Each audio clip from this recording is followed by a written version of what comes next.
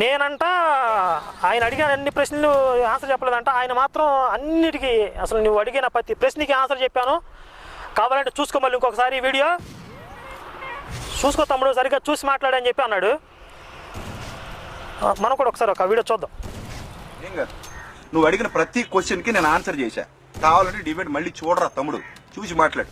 నువ్వు అడిగిన ప్రతి క్వశ్చన్కి నేను ఆన్సర్ చేశా. నేను అడిగిన క్వశ్చన్స్కి నువ్వు కరెక్ట్గా ఆన్సర్ ఇవ్వాలా. గులకరాల డబ్బాలో గులకరాలు వేసినట్టు నేను మాట్లాడేసానా? పేడ ముద్దలు చేసుకున్నట్టు చేసావు మొత్తం అంతా కూడా.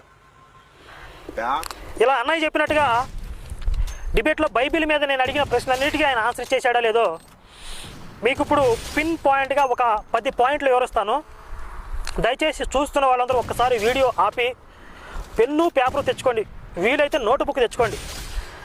పద్దాక వీళ్ళతో చాలా అడిగిందే అడిగి చెప్పిందే చెప్పిస్తున్నారు రామచంద్ర. వీళ్ళతో ఒక బాధ కాదు, ఎన్నిసార్లు